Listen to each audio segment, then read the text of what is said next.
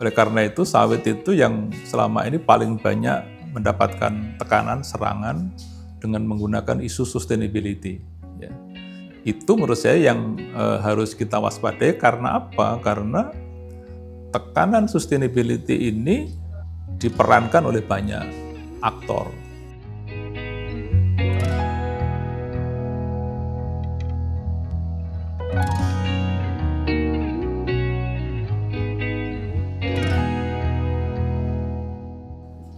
Ya, jadi Indonesia itu kalau kita bicara 2023 itu sudah memang the biggest. Ya.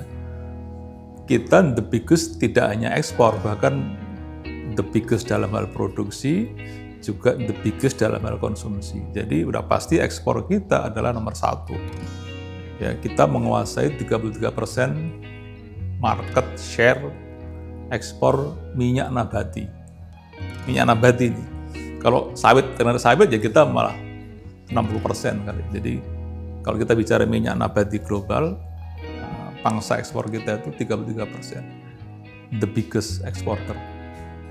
Ya, jadi per 2023 yang lalu, devisa yang dihasilkan dari ekspor itu sekitar 39 miliar dolar. Ya. Itu sebenarnya hanya oil base, artinya yang berupa minyak ya. Sebenarnya kalau mau dihitung lengkap dengan misalnya side product gitu ya, cangkang gitu ya, expeller gitu, lebih dari itu. Jadi ini untuk yang oil base termasuk biodiesel, oleochemical itu tahun lalu 39 miliar dolar. Jadi angka yang sangat besar untuk Indonesia. Itu biasanya itu lawannya itu batu bara biasanya. Kadang batu bara lebih tinggi, kadang batu bara kalah. Tergantung harga, ya. Jadi saat harga sawit bagus, biasanya perolehan devisa sawit lebih besar dari batu bara. Kapan gitu ada batu bara booming harganya, ya kita kalah sama batu bara. Jadi ganti-gantian aja.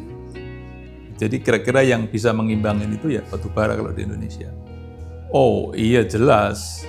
Komoditas perkebunan yang lainnya relatif kecil. Karena kalau kita bilang hanya komoditas perkebunan, ekspor komoditas perkebunan, itu kalau tidak salah saya, angkanya saya lupa persis, tapi kira-kira itu 80% itu disumbang oleh sawit. Lainnya itu yang kecil-kecil itu. Ya. Ini bukan soal bisa atau tidak bisa, ya harus. Jadi harus ditingkatkan. Masalahnya banyak, tapi menurut saya sih ya tidak ada pilihan lain buat Indonesia kalau ingin Indonesia diberikan kontribusi yang besar oleh sawit. Jadi pilihannya yang harus dikembangkan.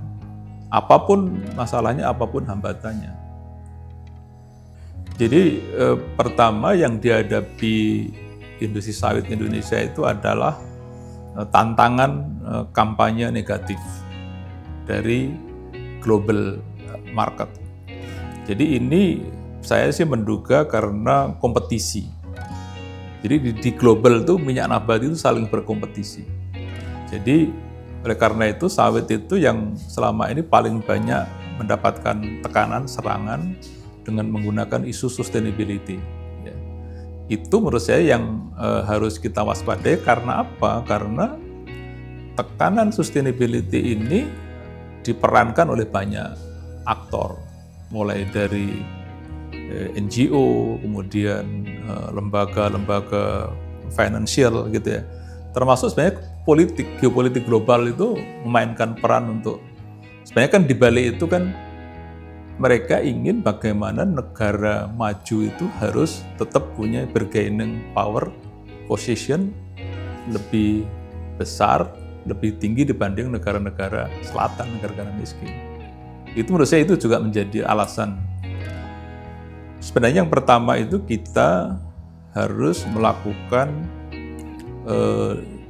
upaya-upaya diplomasi di dunia internasional. Ya, jadi bagaimana kita membuat semacam kesepakatan dengan mitra dagang kita, negara-negara secara bilateral maupun multilateral, supaya apa yang dilakukan Indonesia dalam mengupayakan sustainability itu bisa diterima. Jadi tidak kemudian hanya karena isu yang berkembang, kemudian kita mendapat penolakan. Jadi upaya diplomasi harus lebih serius oleh pemerintah Indonesia. Dan yang kedua adalah untuk mempertahankan competitiveness sawit itu ya iklim berusaha di dalam negeri harus diciptakan sedemikian rupa sehingga sangat kondusif untuk para pelaku usaha. Ya, jadi dalam negeri fokusnya adalah bagaimana pemerintah Indonesia itu menghasilkan regulasi-regulasi yang suportif terhadap industri sawit. Ya.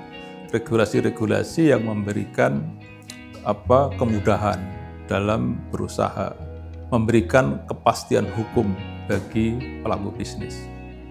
Itu semua menurut saya penting, dan ini menurut saya momentum ya bagi pemerintah baru nanti, supaya kita melakukan evaluasi terhadap regulasi mana yang masih bersifat kontraproduktif. Misalnya gitu, itu harus kita evaluasi terus dan diperbaiki terus ke depan. Masa depan industri sawit Indonesia itu sebenarnya bisa dikatakan bagus. Konteksnya adalah apa? Konteksnya adalah sebagai minyak nabati, sawit itu sebagaimana minyak nabati lain itu dibutuhkan oleh populasi dunia, penduduk dunia. Selama penduduk dunia itu bertambah, selama populasi dunia bertambah, mereka butuh tambahan pangan, tambahan energi. Dan itu semua sekarang adalah menggunakan bahan baku minyak nabati termasuk sawit. Jadi kita punya prospek yang bagus selagi kita bisa mengambil opportunity pertumbuhan di pasar global itu. Sebenarnya buku ini adalah semacam refleksi ya. Jadi saya sengaja membuat perspektif yang berbeda dengan buku-buku sawit yang terbit selama ini. Jadi buku ini harus menjadi refleksi karena isinya adalah evaluasi terhadap apa yang sudah kita lakukan selama ini. Evaluasi bagi pemerintah, evaluasi bagi stakeholder lainnya, termasuk introspeksi bagi pelaku usaha. Apa yang memang harus diperbaiki bersama. Harus ada upaya bersama, harus ada collective effort seluruh stakeholder sawit untuk membuat sawit ke depan ini tetap berjaya.